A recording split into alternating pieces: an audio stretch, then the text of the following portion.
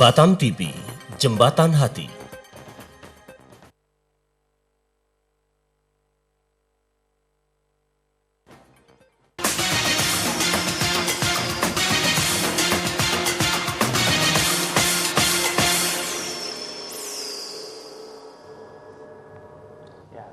Sesuatu yang besar sudah terjadi, sedang terjadi, dan akan terus terjadi. Ya, selamat malam pemirsa setia New Life. Ya. Kita berjumpa lagi di acara yang pastinya luar biasa, New Life. Ya, gimana kabarnya pemirsa pada malam hari ini? Mungkin pemirsa yang sedang menyaksikan siaran New Life pada malam hari ini sedang mengalami permasalahan. Nah, apapun permasalahan pemirsa pada malam hari ini, entah itu pekerjaan, entah itu keluarga, atau apapun permasalahan pemirsa pada malam hari ini. Nah, bukan secara kebetulan pemirsa menyaksikan siaran New Life pada malam hari ini, karena siaran ini memang ada untuk Anda. Ya, pemirsa, siaran ini kami kemaskan langsung dari Batam TV. Pemirsa bisa bergabung dengan kami, berpartisipasi dengan kami. Pemirsa bisa menceritakan apapun permasalahan yang sedang Anda hadapi pada malam hari ini dengan mengirimkan SMS ke kami di 0819 081 77 771. Ya, saya ulangi sekali lagi, apapun permasalahan pemirsa pada malam hari ini, pemirsa bisa curhat kepada kami, dan pemirsa jangan malu, pemirsa jangan ragu, semua rahasianya kami jamin. Iya. Dan selama siaran berlangsung kami hanya menerima line SMS dan pemirsa bisa menelpon setelah siaran ini berlangsung. Ya, di nomor 0819 081 77 771. Pada malam hari ini kami mengangkat tema berjuang di tengah kerasnya hidup. Nah, gimana di zaman katanya orang yang serba susah ini, kita bisa berjuang di dalam kerasnya hidup. Karena itu jangan lewatkan sedetik pun dari siaran New Life pada malam hari ini, karena kebahagiaan, masa depan yang baik, dan pengharapan selalu ada untuk kita semua. Kita sudah kedatangan narasumber yang cantik-cantik, yang luar biasa. Kita sapa langsung narasumber kita pada malam hari ini. Selamat malam Ibu Hervi. Selamat malam Hengki, selamat malam Vivi, selamat malam pemirsa di rumah.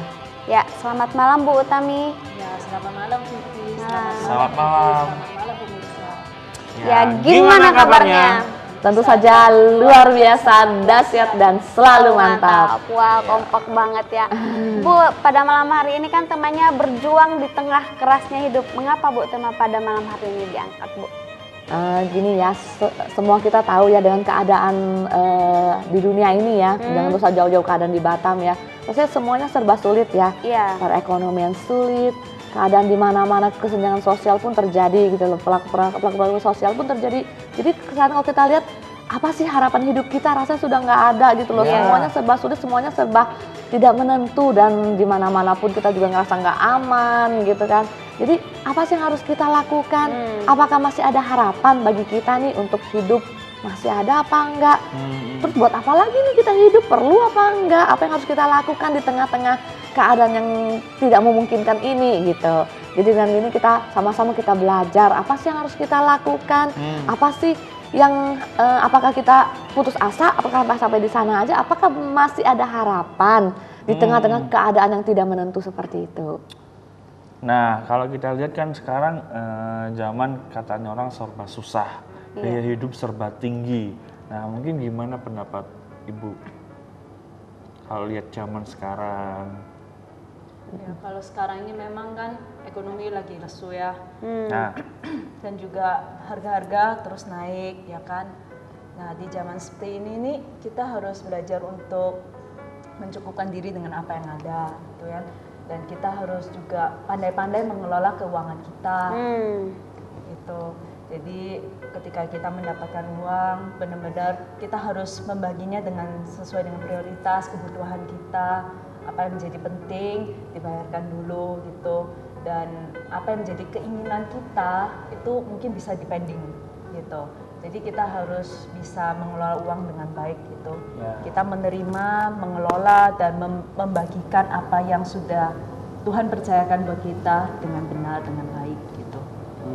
Mungkin dalam hal ini ya, meskipun semua harga di pasar, mamanya di toko-toko semua mulai naik ya, dengan jumlah yang bukan kecil kan. Kalau saya juga belanja di supermarket itu kelihatan banget terutama beras itu naiknya banyak banget, dan itu padahal beras merupakan sumber pokok ya bagi kita gitu loh. Itu naiknya dengan angka yang relatif besar menurut saya pribadi. Dan itu apakah dengan naiknya harga-harga barang kebutuhan pokok itu membuat kita nggak bisa hidup? Saya percaya enggak ya. Masih banyak harapan, masih banyak hal yang bisa kita lakukan untuk membuat kita tetap bertahan hidup, nggak cuma sampai di sini gitu loh. Ya tadi cara yang dibilang sama Utami, bagaimana kita menyesuaikan pengeluaran kita dengan pemasukan kita, bukan besar pasak daripada tiang. Gimana kita cara mengatur, semuanya kan tergantung kitanya mengatur. Bukan berarti semuanya serba mahal, ya sudah kita nggak ada harapan lagi deh hidup lah, rasanya semua jalan buntu deh, nggak mungkin kita bisa cukup gaji sebulan, nggak mungkin cukup sebulan, mungkin cuma 2 minggu. Banyak kita kan berpikir seperti itu, tapi enggak ya, masih banyak cara yang bisa kita lakukan, nggak cuma khawatir gitu, enggak ya. Ya, kami ingatkan lagi bahwa pemirsa yang mungkin di rumah sedang mengalami kebingungan dengan kehidupan sekarang kok serba susah. Pemirsa bisa curhat ke kami, bisa mengirimkan SMS di 0819 081 77 771. Iya, Bu, tadi kan sempat dibahas kebutuhan sekarang kan semakin susah gitu. Nah, kalau Ibu sendiri melihat, apakah Ibu pernah mengalami kekhawatiran, apalagi kan misalnya kalau sudah punya anak gitu, biaya hidup semakin tinggi, apakah Ibu pernah mengalami kekhawatiran? Kalau kekhawatiran pasti pernah ya, selama kita hidup masa sih kita nggak pernah khawatir, apalagi masalah ekonomi ya, apa yang kita terima, apa yang menjadi penghasilan kita nggak bisa menutupin semua biaya. Kan kemarin kan gitu menjadi khawatir kan, atau baru minggu ketiga nih persediaan uang sudah mulai menipis, terus persediaan makanan sudah menipis, kan mesti kita khawatir. Tapi itu pilihan kita, apakah kita mau tetap khawatir, memelihara kekhawatiran kita, atau kita bertindak gitu loh. Apa sih yang harus dilakukan, apa sih yang bisa kita lakukan untuk menutupin semua itu gitu loh ya. Mungkin kalau seperti ibu rumah tangga, kalau seperti saya, bukan berarti oh ya ini sudah kebutuhan banyak sementara dana sudah semakin menipis. Bukan berarti kita diam aja, bagaimana caranya? Mungkin kita bisa memilih mana yang memang kebutuhan, mana yang menjadi keinginan. Kan beda, satu kebutuhan atau keinginan. Banyak kita yang memenuhi semua yang menjadi keinginan kita, padahal itu bukan kebutuhan utama gitu loh. Jadi kita harus bisa menentukan prioritas mana sih yang harus kita utamakan. Jadi yang menjadi kebutuhan kita, itu yang kita lewatin dulu, yang kita dahuluin. Mami kita tahu, oh kebutuhan mamanya dalam suatu kehidupan keluarga, rumah tangga kan menjadi kebutuhan mamanya kebutuhan pokok, harus punya beras, telur, atau anak-anak yang punya anak sudah harus bayar uang sekolah, uang listrik, air, itu menjadi kebutuhan yang harus kita dahulukan. Bukan beli baju, pergi salon gitu. Itu harus kita rampingkan gitu loh. Apa yang bisa ditunda ya sudah ditunda, apa yang nggak bisa ditunda itu yang kita dahulukan. Kalau semuanya mau, saya pun mau. Semuanya mau ya rasanya. Apalagi kemana-mana semuanya mau, tapi kita harus memilih mana yang menjadi kebutuhan, mana yang menjadi keinginan. Iya. Kalau Ibu Tami pernah mengalami kekhawatiran dalam? Ya kalau saya setiap orang lah ya pasti mengalami khawatir dalam hal keuangan gitu. Cuman kembali lagi, kita mau berlarut-larut dalam kekhawatiran kita atau kita ini melangkah maju, apa yang bisa kita lakukan. Sama sih dengan Ibu Ervi. Mungkin juga saya tambahin, tidak salah juga kalau ibu rumah tangga punya usaha sampingan gitu, untuk membantu suami atau untuk menambah biaya untuk keperluan rumah tangga gitu. Boleh juga dicarikan beberapa usaha sampingan atau yang bisa dilakukan lah gitu. Berarti sumber nafkah kan dah harus dari suami gitu ya. Kalau memang kurang ya istri bisa membantu gitu kan. Nggak nutup kemungkinan kalau istri juga bekerja seperti itu. Banyak orang memang terkotak pikirannya yang sumber mencari nafkah harus suami dan istri cuma mengurus rumah tangga. Berapa banyak orang memang cuma punya pola pikir seperti itu. Padahal enggak, apa sih yang bisa kita lakukan untuk memenuhi hidup kan? Masalah rumah tangga kan bersama gitu loh, bukan cuma tanggung jawabnya suami gitu. Ya, pemirsa bisa kirim SMS, bisa bercerita apapun permasalahan yang sedang dihadapi di nomor 0819 081 77771. Ya, berarti Ibu Ervi sama Ibu Tami sudah punya anak ya. Nah, kalau kita lihat tadi katanya harus nggak ada salahnya kalau ibu tuh berusaha sampingan seperti itu. Nah, kalau kita lihat orang tua itu berjuang keras untuk memenuhi kehidupan keluarga. Tapi kalau kita lihat ya sekarang zaman sekarang anak-anak ini mereka kayaknya kebutuhan anak ini lebih tinggi dari orang tua. Misalnya teman-teman punya gadget, pengen laptop atau pengen handphone yang canggih seperti itu. Nah, gimana Ibu misalnya menghadapi anak yang seperti itu? Misalnya minta anak teman saya punya handphone ini, nah kalau enggak kan ketinggalan zaman. Nah, gimana Ibu menanggapi hal seperti ini? Kalau saya sih sudah kebiasaan ya dari kecil itu saya tanamkan nilai-nilai pada anak saya gitu. Apa yang dimiliki temennya itu belum tentu juga dia harus punya gitu. Itu kenapa bisa saya bilang kayak gitu, karena kadang-kadang anak kan tidak tahu kebutuhannya kan. Gadget dengan begitu canggih buat seorang anak adalah percuma gitu. Nah, dari sana anak kadang-kadang belum bisa memilih, belum bisa menentukan apa yang menjadi kebutuhan buat dirinya gitu. Jadi saya sebagai orang tua selalu mengajarkan anak-anak saya itu meskipun masih kecil ya, selalu saya ajarkan bahwa hidup sederhana gitu. Kita beli sesuatu memang sesuai dengan kebutuhan kita gitu. Bukan berdasarkan gengsi, bukan berdasarkan apa yang ada di sekitar kita, apa yang lagi tren. Kalau lagi tren iPhone tipe sekian kita harus ngikutin gitu. Repot gitu ya. Repot. Dan itu juga nilai yang saya terapkan buat diri saya sendiri gitu. Jadi apa ya dasar pemilihan saya dan melakukan pembelian sesuatu, saya selalu berpikir dari fungsinya gitu, dari kebutuhannya. Apakah saya butuh misalnya gadget dengan fitur yang segini banyaknya atau enggak gitu. Kalau misalnya memang saya perlu, saya akan membeli gadget tersebut, contohnya kayak gitu. Tapi kalau saya tidak perlu, maka saya akan memilih option yang kedua gitu. Jadi tidak harus selalu mengikuti tren yang ada. Mengikuti maunya anak juga ya? Ya termasuk itu juga.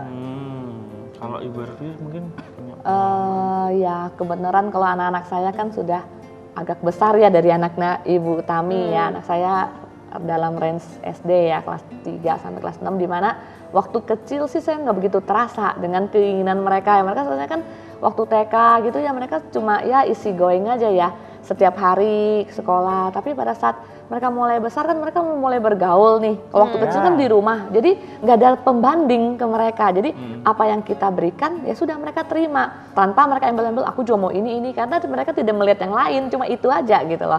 Pokoknya dikasih mobil-mobilan mereka akan melihat mobilnya itu dan ngerasa itu udah yang terbaik yang dia miliki. Tapi begitu dia sekolah dan melihat teman-teman yang pas kebenaran nih teman yang maksudnya keadaan ekonomi yang lebih gitu kan, jadi mereka membawa sesuatu yang lebih wah dari mereka, ih saya juga mau dong. Nah ya contohnya seperti handphone yang canggih-canggih, yang keren-keren itu memang dialami juga sama anak-anak saya gitu loh. Jadi teman-temannya membawa handphone yang keluaran baru gitu, sementara mah saya juga mau dong seperti itu. Nah seperti yang tadi dikatakan Ibu Utami kan bagaimana cara kita mendidik mereka, memberi nilai-nilai, dan itu bukan pada saat mereka udah gede segini. Kalau sudah justru masih waktu kecil. Kalau sudah seperti anak saya yang kecil sekarang umur 8 dan waktu sekarang baru saya nanamkan itu sudah bisa sih, tapi sudah agak susah gitu loh daripada waktu saya nanamkan, karena anak-anak kan mulai kecil kan mereka cuma di rumah gitu loh, dan apa yang kita tanamkan mereka itu yang mereka terima pertama gitu loh. Jadi dari kecil ya untungnya saya sudah menanamkan bagaimana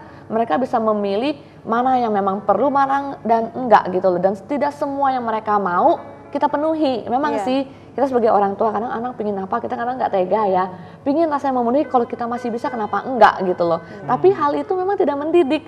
Kadang saya lihat anak saya pingin lah boneka ini, tapi saya ngeliat dia perlu apa enggak gitu loh. Memang kalau dia enggak perlu, padahal mungkin 20.000 nih saya masih bisa membelikan, tapi saya memilih untuk tidak membelikan karena apa? Saya mau mendidik mereka. Bukan berarti tidak sayang gitu ya. Jadi orang Hmm. kadang-kadang menganggap kamu karena kita sayang kita harus berikan semua, enggak, malah itu enggak mendidik, malah mereka jadi mendapatkan satu barang tuh dengan gampang ya kan. Jadi mereka menggampangin benda itu karena mereka tinggal ngomong dan itu dapat gitu loh. Jadi benda itu untuk mereka rawat pun mungkin rawatnya beda ya sama orang yang mendapatkan dengan sungguh-sungguh. Anggaplah pada saat itu mamanya saya pingin nih handphone yang canggih, karena saya belum punya uang, saya harus nabung ya, tiap bulan saya kerja, dari gaji saya sisihkan, saya nabung. Mungkin 1 tahun sudah saya nabung baru saya bisa beli. Nah saya akan menghargai handphone yang saya beli ini karena saya nabungnya 1 tahun, ya kan. Tapi pada saat saya mau beli handphone karena saya berkelebihan, ya saya dengan gampangnya beli, mungkin barang itu saya rawat, tapi beda dengan barang yang sungguh-sungguh saya nyicil, saya tabung untuk membeli. Kan beda kita menghargai barang itu gitu loh. Dan begitu juga anak, dengan kita memberikan sesuatu dengan gampang, dia akan menghargai itu beda dengan dia memperoleh sesuatu agak susah. Bukan kita mempersulit, enggak ya. Kita enggak punya niat mempersulit anak, tapi itu adalah satu bagian didikan di mana tidak semua yang mereka mau itu dipenuhi gitu loh. Iya, kalau pada saat kita mampu, kita pas lagi nggak punya dana untuk memenuhi, nanti mereka malah uring-uringan. Saya punya teman ya, pada saat dia memang ekonominya cukup, jadi membiasakan apa yang anaknya mau dibeliin. Ada pada saat itu keadaan bisnisnya agak goncang dan akhirnya mepet gitu loh, maksudnya berjalan pun untuk hidup bisa, tapi untuk berlebih enggak.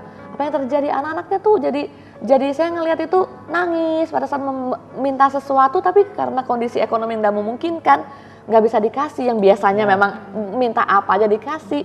Akhirnya saya bisa lihat gimana reaksi anaknya, bisa marah-marah lah, bisa mengurung diri, anaknya mamanya bisa dimarahin. Nah dari sana kita ngelihat kan, mungkin hal didik dengan memberi barang itu hal yang simple banget ya, tapi itu berpengaruh nggak cuma saat ini, apa yang akan datang gitu, sampai mereka besar dan bahkan sampai mereka dewasa menikah pun itu mempengaruhi nilai-nilai yang mereka terima. Jadi dari sana anak saya memang dari kecil saya didik untuk tidak semudah semua yang mereka mau saya penuhi, meskipun kadang-kadang saya pengen membelikan, saya masih bisa membelikan, tapi saya mengurungkan niat saya gitu loh untuk mendidik mereka. Semuanya mamanya contoh, mamanya tas sudah ada nih tapi mau beli lagi. Nah kalau menurut saya masih ada, ngapain beli lagi, karena mungkin dananya bisa dipakai untuk keperluan yang lain gitu. Jadi nggak semua yang mereka mau itu saya penuhi. Jadi kalau sebagai orang tua pun harus bijaksana juga ya. Cara mendidik, cara bagaimana anak waktu minta pun harus berhikmat juga. Dan itu memang waktu-waktu mereka masih mulai ya umur 3 tahun, golden age ya, sekitar sampai sebelum 5 tahun gitu ya. Kalau mereka sudah di sekolah, mereka kan terima nilai-nilai yang lain nih dari teman-teman. Dan semua nilai kan benar. Nah itu kan bagi kita untuk mendidik bisa, tapi sudah agak susah daripada waktu mereka masih di dalam rumah yang tiap hari ketemunya cuma sama kami sebagai orang tua gitu. Jadi lebih baiknya kalau misalnya sejak kecil gitu mereka didik. Makanya banyak orang berkata kan mau didik anak itu golden age 1-5 tahun. Ada ahli meneliti kan kalau mau didik pada saat mereka kecil, didiklah baik-baik. Maka dianjurkan pada saat anak-anak masih kecil, seorang ibu bisa lebih banyak di rumah meluangkan waktu untuk bisa mendidik anak-anaknya. Karena nilai-nilai yang pertama mereka dengar itu yang mereka ingat kan, maksudnya hal yang kita diberitahu yang pertama itu akan kita ingat daripada hal yang kedua, ketiga kan sudah beda gitu loh. Ya, kami ingatkan lagi buat pemirsa di rumah, pemirsa yang mau curhat, pemirsa yang mau cerita, apapun permasalahan yang sedang Anda hadapi, pemirsa bisa kirim SMS di nomor 0819 0817 771. Ya, kita ke dunia kerja nih Bu. Ada orang yang memiliki gajinya tinggi tapi merasa kurang. Nah pada saat dia gaji kecil dia cukup, tapi saat dia gajinya besar dia selalu kurang. Nah bagaimana seperti itu Bu? Aneh ini ya. Mengalami. Atau ibu pengalaman pribadi. Rasanya gaji seberapapun rasanya kurang terus. Gimana? Itu biasanya kalau kita semakin besarnya gaji pemasukan kita akan juga semakin tinggi diikuti dengan semakin tingginya pengeluaran. Maksudnya gaya hidup. Ya. Yang dulunya itu udah otomatis ya. Iya, yang dulunya gaji sekian makannya di warung, ya kan? Setelah gaji dengan digit sekian, digit yang lebih banyak makannya di restoran. Nah kelihatannya sama-sama makan gitu, tapi levelnya udah berbeda gitu, dan tingkat pengeluarannya pun juga udah beda gitu. Jadi gaya hidup itu akan mengikuti gitu. Jadi seberapa banyak kita terima ketika ada meningkatkan gaji, kembali lagi kita harus belajar untuk mencukupkan diri. Kita jangan kena sindrom baru dapat uang besar, lalu bingung mau diapain uang ini. Akhirnya yang keluar keinginan-keinginan gitu loh. Iya, benar. Ya, itu. Jadi alangkah lebih baik kalau kita mengelola keuangan kita itu berdasarkan prioritas, kebutuhan itu yang penting. Dan mungkin kalau ada planning jangka panjang, misalnya untuk menikah, untuk membentuk sebuah keluarga, atau mungkin bisa pilih investasi-investasi. Nah, ini merupakan salah satu bentuk pengelolaan keuangan. Jadi selain kebutuhan kita lebih baik dan nggak ada salahnya kita memikirkan sesuatu yang jangka panjang gitu. Dan mulai alokasikan dana apa yang kita terima untuk itu. Seperti itu. Jadi bukan salah gaji besar atau gaji kecil. Enggak, bukan masalah itu. Pengelolaannya itu Iya, bagaimana kita meresponi dengan mendapatkan uang yang banyak gitu. Karena sebelumnya kan kita misalnya terima gaji 2 juta, tiba-tiba sering berjalannya waktu kita dapat gaji 10 juta gitu. Nah, itulah di sana inilah dibutuhkan kecermatan kita untuk mengelola gitu keuangan. Dan seringkali orang banyak yang melupakan planning jangka panjang, keuangan jangka panjang gitu. Yang seperti saya tadi bilang, kalau ada mau menikah, mau berkeluarga, mungkin uangnya digunakan untuk investasi lain-lainnya. Nah, ini kadang-kadang orang tidak memikirkan ini gitu. Kadang-kadang orang hanya memikirkan apa yang menjadi kebutuhan hidupku, hariku, 1 bulanku, pokoknya sudah penuh, cukup, ya sudah gitu. Nah, kita mulailah untuk berpikir panjang ke depan, jangka panjangnya. Soalnya seringkali kalau kita megang banyak uang, banyak yang kita beli, sadarin nggak? Keinginannya banyak, Bu. Keinginannya jadi apalagi banyak diskon. Jadi tidak ekonomis ya. Ibu-ibu. Jadi ya kadang-kadang gini, kadang-kadang umpamanya ya kita uang di dompet cuma 50.000 lah. Jika kita mau beli kan, kita mau beli barang 60.000. Padahal itu bukan kebutuhan, keinginan. Ada baju nih 60.000 karena uang yang di dompet cuma 50.000. Males lah mau ke ATM lagi cuma ambil 50.000 lagi untuk beli baju itu. Jadi akhirnya kan kita mengurungkan niat. Tapi pada saat itu dompet kita anggaplah ada 200.000. Beli nggak baju itu? Beli nggak? Kira-kira beli nggak? Beli ya. Jadi kadang-kadang saya juga mikir gitu loh, pada saat uang di dompet saya banyak, itu maunya 100, itu cepet habisnya. Bukan karena kita pelit apa enggak. Jadi kita itu jadi lapar mata gitu loh, lihat apa, kata oh iya ya masih ada uang nih, kita pakailah uang ini. Tapi pada saat di dompet kita ini mepet, mau beli iya ya, mungkin di ATM masih ada sedikit ya, tapi kita karena males ya ke ATM ngambil uang, ya sudahlah nantilah kapan-kapan, toh nggak beli baju juga nggak apa-apa, bisa lebih pikir lebih panjang. Tapi kalau dompet itu ada beberapa, kadang-kadang mungkin 200.000 tuh kadang mesti bisa 1 minggu untuk makan. Tapi karena uangnya itu banyak di dompet, akhirnya mungkin 200.000 bisa 3 hari udah habis karena masih ada nih kita makan ini, beli ini, ya itu. Jadi kita juga harus ngatur gitu loh gimana. Apalagi kalau punya kartu kredit ya. Nah, enak kan kredit terus. Kalau dulu malah saya sering gini, pada saat saya punya satu jumlah gaji, awal bulannya saya terima mamanya gaji 2 juta, mamanya gitu ya 2 juta. Saya sudah punya catatan, saya mesti pengeluaran apa. Jadi uang 2 juta itu mamanya gini, saya beli pertama bayar uang sekolah anak, mamanya gitu. Uang sekolah anak anggaplah mamanya 400 ya. Saya ambil 400.000 dari gaji saya itu, saya masukkan di amplop, saya terus uang sekolah. Setelah itu saya ngambil lagi, bayar listrik, air, anggaplah 200.000. Saya ambil lagi 200.000, saya masukkan lagi di amplop, saya terus air dan listrik. Itu sudah saya alokasikan. Nanti terus saya mikir, ya beli beras 1 bulan 100.000, saya masukkan lagi, saya terus beras. Sampai semua sampai selesai, sisanya berapa gitu, sisa berapa, sisanya tinggal 700.000 mamanya. 700.000 itu yang saya alokasikan untuk makan gitu. Bagaimana ya, saya bilang mungkin 1 hari saya gimana caranya saya bisa cukup gitu untuk 1 bulan gitu. Jadi pada saat saya mau beli yang lain, saya lihat alokasi saya ada apa ya, kalau nggak ada saya akan mengurungkan niat saya gitu loh. Gimana caranya kalau kita semuanya mau, kalau kita sadarin dah pada saat kita nggak alokasikan gitu ya, pada saat saya mau bayar uang sekolah, ternyata uang saya nggak ada, habis lah, kita kan bingung gitu. Tapi pada saat saya mau pakai uang ini, ternyata saya baca untuk bayar uang sekolah anak, mikir kan saya kan, ntar kalau saya pakai nanti saya gimana bayarnya, akhirnya saya mengurungkan niat. Ya, itu mungkin salah satu cara yang jitu ya. Ya, Kalau itu ke mall bawa uang 20.000 aja di dompet, 200.000. Nanti keinginannya banyak jadi beli semua. Ya, kami ingatkan buat pemirsa di rumah lagi, pemirsa bisa curhat ke kami, bisa kirim SMS, bisa bertanya ke narasumber kami pada malam hari ini di nomor 0819 081 77 771. Nah, Bu, gimana sih cara mengelola uang dengan baik itu? Ya, ngatur prioritas lah ya.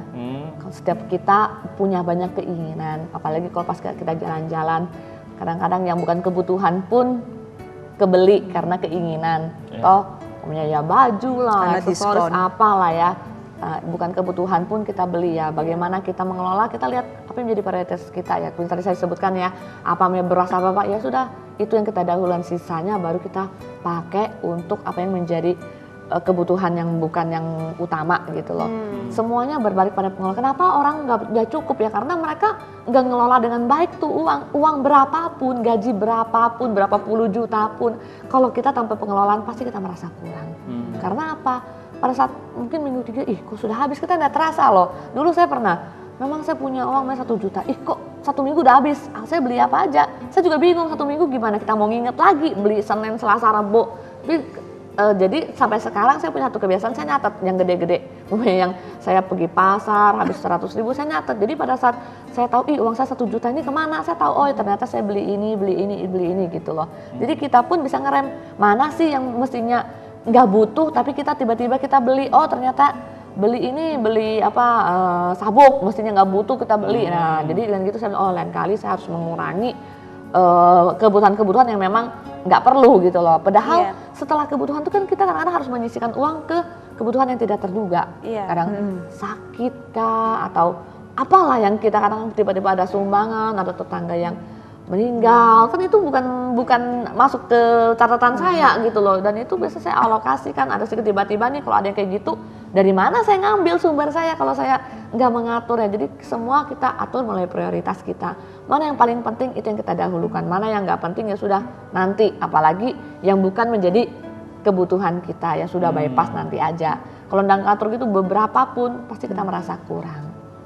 Ya, kita break sejenak.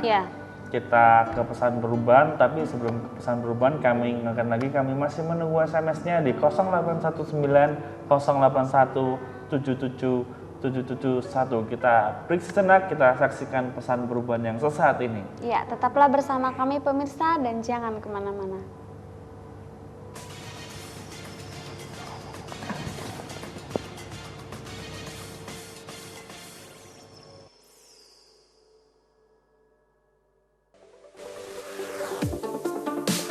Mau rumah atau kantor Anda cantik, nyaman, modern, dan terkini? Solusinya ada pada kami.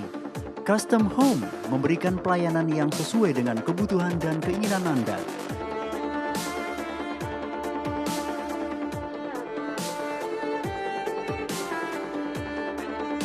Info lebih lanjut, hubungi kami.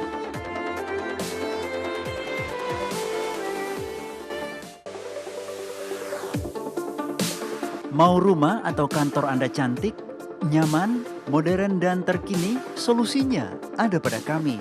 Custom Home memberikan pelayanan yang sesuai dengan kebutuhan dan keinginan Anda.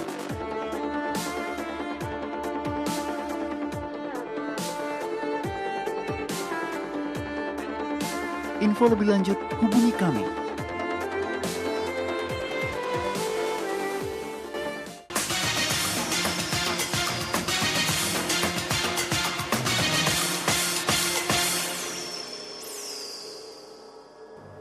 Ya, terima kasih pemirsa karena Anda masih tetap setia bersama kami. Ya, kami masih tetap menunggu SMS-nya di 0819 081 7-nya 4 kali 1. Ya, saya ulang lagi, pemirsa bisa menghubungi kami dengan mengirimkan SMS di 0819 081 77 77 1. Nah, kembali ke tadi sempat dibahas soal uang ya. Iya. Kalau di keluarga Ibu Utami atau Ibu Pervi itu gimana kalau maksudnya mengelola uang dengan suami itu seperti apa? Waktu dapat pemasukan. Nah, ini kan kita perlu tahu apakah pisah sendiri, suami pegang sendiri, istri pegang sendiri, atau sudah jadi satu gimana? Ya, kalau di keluarga saya sama suami ini pembukuan terbuka gitu ya. Jadi setiap bulan dapatnya berapa, kita sama-sama ketahui bersama-sama, dan pengeluaran apa yang harus dikeluarkan juga kita ketahui bersama-sama gitu. Jadi tidak ada yang namanya uangku, uangmu gitu. Enggak, saya dengan suami terbuka gitu. Dan pengeluaran apapun, pengeluaran apapun kita sama-sama mengetahuinya gitu. Dan cara kita mengelola ini, kita menerima, kita mengelola, dikelola, terus lalu kita juga menyisihkan juga untuk memberi. Ya kan? Memberi untuk orang lain, untuk memberkati orang lain gitu. Jadi apa yang kita terima semuanya itu milik Tuhan gitu. Fungsi kita ini cuma sebagai pengelola aja gitu. Jadi uang yang kita terima pun juga bukan uang milik kita, bukan hasil kerja kita, tapi sepenuhnya karena Tuhan yang memberikan, Tuhan yang memberkati kita gitu. Dan berarti dari uang yang Tuhan kasih ini kita salurkan kembali kepada orang yang membutuhkan. Gitu. Jadi prinsip menerima, mengelola, dan jangan lupa memberi. Banyak orang yang nyimpen, lupanya memberi gitu. Nyimpen untuk sendiri gitu ya. Ya itu. Untuk memperbesar kerajaan pribadi. Iya. Jadinya pelit ya. Ibarat seperti pipa ya. Kalau kita tahu pipa itu kan kalau pipanya bersih itu kan airnya ngalir ya. Air itu ibarat berkat ya. Ada berkat dari Tuhan. Jadi kalau ada pipa terus ada air itu berkat yang Tuhan beri. Umpamanya nih masuk terus tuh air tapi tidak pernah keluar, mampet kan, nyumbat kan. Itu ya seperti itu. Apakah berkat itu lancar? Saya percaya memang seperti dikatakan Utami, kalau Tuhan memberkati kita, Tuhan punya maksud gitu loh. Nggak cuma memberkati aja tanpa maksud satu maksud tertentu. Saya pun saya memberikan Vivi mamanya uang 100.000, mesti ada maksud saya kan. Ngapain sih saya kasih uang Vivi uang 100.000? Oh mungkin saya minta tolong belikan kue, maunya gitu. Vivi minta tolong belikan, makanya saya memberkati Vivi, ada maksud saya. Begitu juga saya percaya kalau Tuhan memberkati kita, ada maksud Tuhan. Bukan kita jadi pipa yang mampet, masuk terus tapi tidak keluar-keluar. Lama-lama kan airnya jadi nggak enak, menggenang kan airnya ya, jadi sarang nyamuk gitu. Jadi hendaklah kita dikatakan Utami kalau kita jadi pengelola keuangannya Tuhan. Jadi pipanya itu lancar, jadi dia bersih, jadi dia ngalir terus. Jadi itu kan baru tuh seger terus airnya. Tapi bayangkan kalau pipanya mampet ya, tersumbat nih. Nah otomatis air yang dulu udah di 2 hari yang lalu, 3 hari yang lalu di sana terus otomatis airnya kok jadi kotor kan. Nah, kita jadi biar muter gitu loh. Jadi berkat Tuhan tuh muter di mana kita menerima, kita mau mengelola, mencukupkan kebutuhan kita, tapi ada bagian memang Tuhan mau kita untuk pakai untuk memberkati orang lain, gak cuma untuk kita sendiri. Toh uang itu memang sumber berkat kan semuanya dari Tuhan ya, untuk kita pribadi gitu. Kalau Bervi dalam keluarga gimana dengan suami?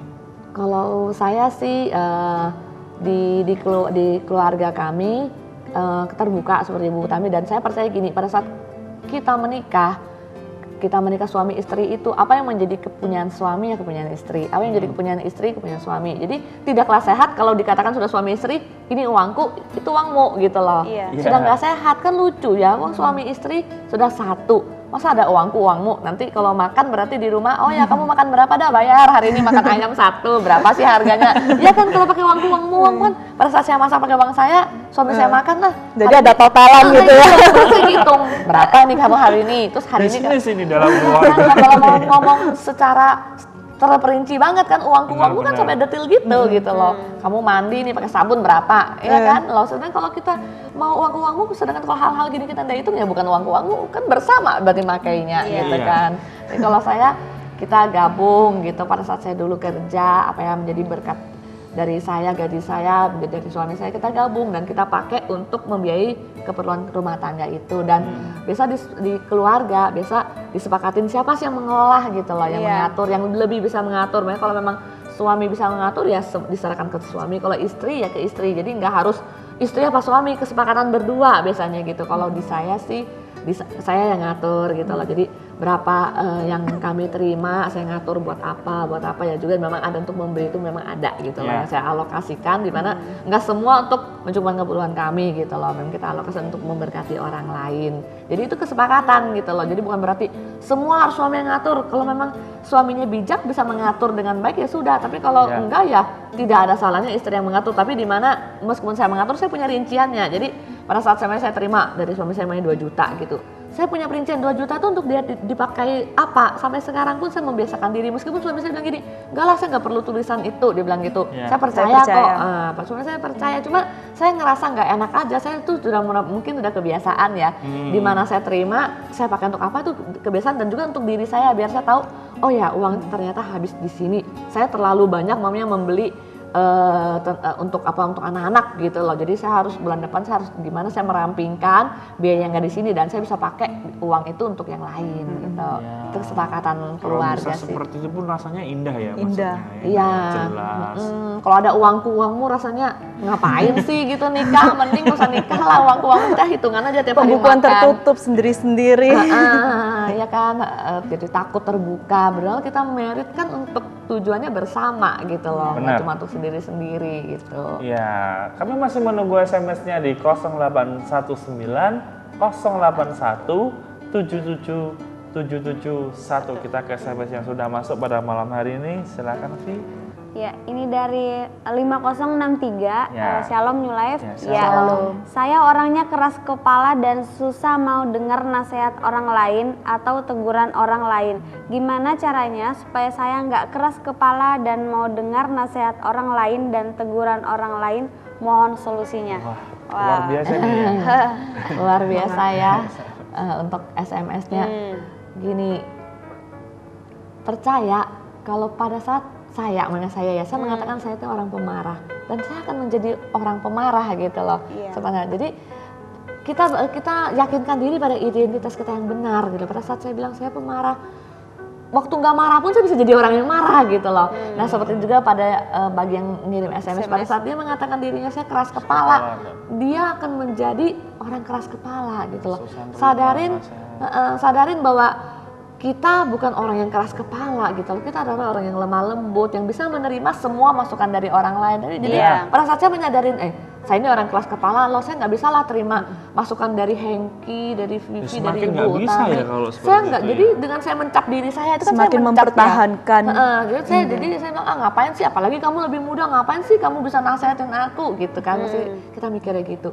Saya akan menjadi ya gitu, saya nggak mau menerima karena saya sudah mencap diri saya seperti itu gitu loh. Jadi ada kalanya sadari identitas kita ada orang yang baik-baik, yang bisa menerima semua kelebihan dan kekurangan orang lain, termasuk menerima semua kritik dan saran orang lain. Kan kita terima kan gratis gitu loh. Masalahnya kita mau melakukan apa anda kan itu sudah masalah kedua gitu loh. Saya dikasih saran, saya menerima, dan itu sadarin nggak pada saat kita menerima nasihat kan itu membangun kita sendiri ya, kebaikan kita sendiri gitu loh. Nggak untuk orang lain. Dan kalau orang sampai mau memberi nasihat itu berarti orang itu sayang sama kita ya kan. Kalau ada yang nasihatin saya, ada yang menegur saya, ada yang marah sama saya, itu berarti dia sayang sama saya, makanya dia nggak mau saya seperti itu dan dia mau saya berubah. Dan itu merupakan satu anugerah dari Tuhan ya, kalau ada orang memperhatikan kita sampai begitu rupanya, sampai berani marah, apalagi ya di luar suami ya, dia teman sampai dia berani negur, berani marah, itu udah luar biasa banget. Dan sadarin kita orang yang mau kok menerima nasihat orang lain, bukan orang keras kepala. Pada saat kita menyadarin, percaya dah pada saat kita mempunyai nilai-nilai yang benar, pola pikir yang benar, tindakan kita pun benar gitu loh. Sadarin bahwa kita bukan orang keras kepala. Jadi jangan katakan saya orang keras kepala, enggak, saya orang yang lemah lembut. Saya bisa kok menerima semua kritik dan saran dari orang lain. Jangan menghakimi diri kita sendiri ya. Jangan menghakimin. Ya, kembali ke tema berjuang di tengah kerasnya hidup. Ya, banyak orang kan berjuang, bekerja keras, mungkin mati-matian banting tulang sana sini untuk mencari uang dan supaya kaya. Nah, kalau berbicara soal uang dan kaya ini, apakah uang dan kekayaan itu bisa memberikan kebahagiaan? Karena orang di luar sana berkata kalau punya uang banyak itu bisa baru bahagia. Nah, gimana? Uang sumber segalanya ya. Ya, uang segalanya. Gimana menanggapi tanggapan ini? Gimana nih Ibu, pernah punya pengalaman nggak? Ya memang pandangan umum adalah orang menilai seseorang itu dikatakan bahagia, dikatakan sukses, itu tolak ukurnya adalah uang, material gitu. Tapi apakah benar-benar uang bisa memberi kita kebahagiaan? Buat saya uang tidak bisa memberikan kita kebahagiaan. Kebahagiaan sejati hanya datangnya dari Tuhan. Gitu. Dan uang itu hanya sesaat dan sebagai nilai tukar aja gitu. Dan nilai tukar itu tidak menentukan kebahagiaan kita gitu. Mau kita dapat uang banyak, mau dapat kita uang sedikit, kebahagiaan kita tidak diukur oleh banyak sedikitnya uang kita gitu. Tapi bagaimana kita mensyukuri apa yang sudah Tuhan percayakan, Tuhan berikan buat hidup kita. Rasa syukur dan rasa cukup itu yang membuat kita bahagia. Dan kebahagiaan itu adalah kebahagiaan yang sejati, yang kekal. Bukan kebahagiaan sesaat yang bisa diberikan oleh uang pada kita. Tapi itu dengan mengucap syukur dan mencukupkan diri itu kebahagiaan yang kekal gitu. Kebahagiaan sejati. Tapi banyak orang mikirnya hidup mesti perlu uang. Gak ada uang gak hidup gitu ya. Tapi jangan sampai kita itu fokusnya itu di uang. Mengejar uang setengah mati. Bangun tidur pikirannya uang. Mau makan pikirnya uang. Semua kita nilai dengan uang gitu. Tidak gitu. Justru kalau kita mengejar uang seperti itu, malah kita akan diperbudak oleh uang itu sendiri. Dan kita akan menghalalkan segala cara untuk mengejar uang. Dan pada akhirnya kita akan jatuh dalam perangkap kita sendiri. Karena hawa nafsu kita mengejar uang kan, begitu menggelora sampai akhirnya kita jatuh di perangkap yang kita bikin sendiri. Tanpa kita sadari.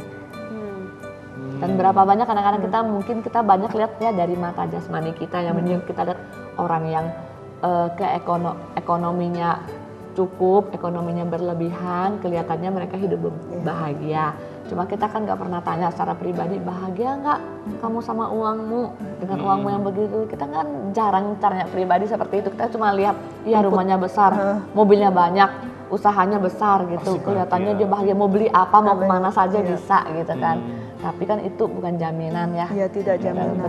Apakah tidur nyenyak tuh bisa dibeli dengan uang? Ada teman saya juga orang yang cukup berada, tapi dia juga malam nggak bisa tidur. Dia bilang gini, kepalaku ini otakku rasanya loading terus, on terus gitu loh, nggak bisa tidur otak saya karena mikir gimana sih untuk memperbesar kerajaan pribadi gitu loh. Memperbesar kerajaan pribadi, atau dia mikir, orang itu mulai deket sama saya, jangan-jangan dia punya maksud tertentu karena dia lihat saya mampu. Kadang-kadang pikirnya sampai seperti itu. Padahal ngapain sih kan? Bukan uang tuh segala mungkin. Banyak orang ngeliat, aduh kita punya uang hidup kita enak ya. Tapi kedamaian sejati itu kan hanya ada di dalam Tuhan. Mungkin pada saat kita meninggal dah, apakah rumah besar kita bawa? Orang kaya, orang miskin, mampu nggak mampu, atau waktu meninggal pun tempatnya sama, 1x2, nggak ada yang lebih besar gitu, nggak ada yang lebih besar, semuanya sama gitu. Dan apapun yang kita raih di dunia ini, kita nggak mungkin kita bawa gitu loh. Kita lahir, kita nggak bawa apa-apa, kita pulang pun kita nggak bawa apa-apa gitu loh.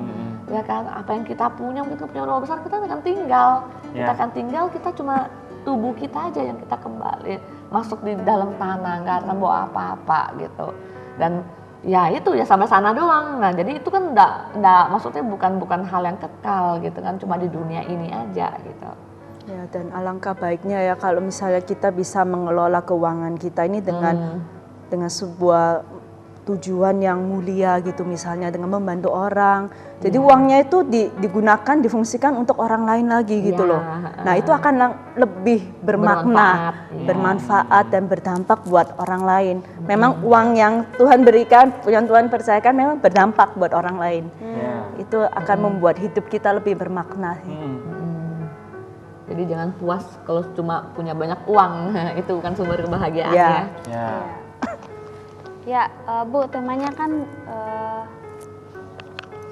berjuang di tengah kerasnya hidup. Nah, sampai kapan Bu kita berjuang dalam kehidupan ini menurut tema ini, Bu? Sampai kapan ya? Sampai uangnya sampai uangnya habis. Sampai uangnya habis. Nggak ada nomor serinya sama. Orang yang punya uang banyak sama orang yang punya uang mepet, uang sedikit pun harus berjuang ya kan. Apakah ada orang sudah punya uang banyak terus dia nggak berjuang?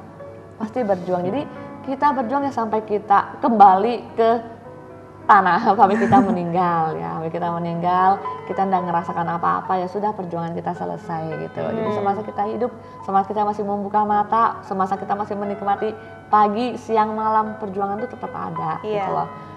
Nggak mungkin orang sudah berhenti berjuang, dan orang yang kaya pun juga masih harus tetap kerja, orang yang susah pun juga harus tetap kerja ya kan, nggak ada yang berhenti gitu loh.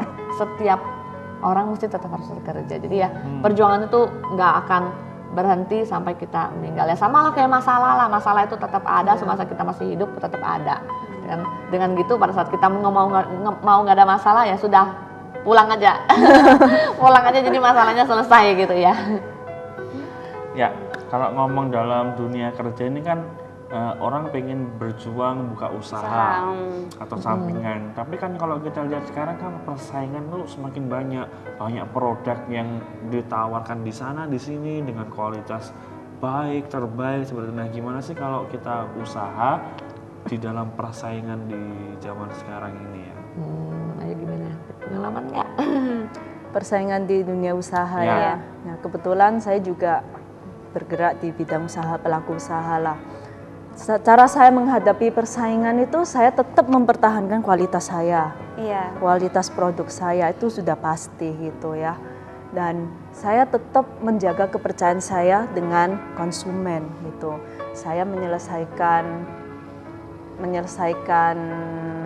pekerjaan saya sesuai dengan deadline yang disetujui bersama, on time. Terus saya juga bertanggung jawab atas apa yang aku lakukan. Saya jujur. Kan? Dan saya melakukan semua yang terbaik untuk usahaku ini dan untuk menjaga kepercayaan antara saya dan konsumen. Gitu.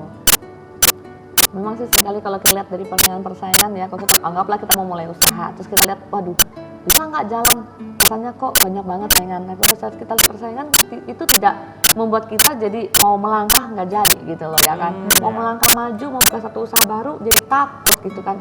Bisa apa enggak, rugi apa enggak. Satu hal kalau kita belum pernah mencoba kan nggak tahu gitu loh ya. Nggak tahu kita bisa jalan, kita coba aja, mungkin rugi ya itu kan konsekuensi ya dari kita mulai usaha, rugi pasti ada gitu kan. Sekarang jual makanan nggak mungkin jual sebulan langsung laku banget, langsung rame itu restoran kan nggak mungkin. Mungkin sekarang saya lihat ada satu tempat makan rame banget, saya berpikir iya ya enak banget ya kalau punya restoran yang rame banget gitu ya, seneng gitu. Coba pas saya kenal sama pemiliknya, saya ngobrol, ternyata dia udah melewati masa-masa susah gitu. Dimana pertama dia buka, setiap hari makanan berapa banyak dibuang karena nggak laku gitu, dan berfrustasi, aduh mau jualan lagi apa nggak, rugi rasanya. Yang terjual cuma sedikit, yang dibuang, yang nggak kemakan tuh lebih banyak gitu. Tapi ya itu berjalan nggak cuma berbulan, hitungnya 2 tahun 3 tahun gitu. Tapi karena dia tetap tekunin, dia tetap lihat gimana sih, oh orang sukanya apa gitu, memperbaiki kualitas makanannya, memberikan menu-menu yang baru, akhirnya toh setelah itu ternyata rame gitu loh jualannya gitu loh. Jadi itu bukan cuma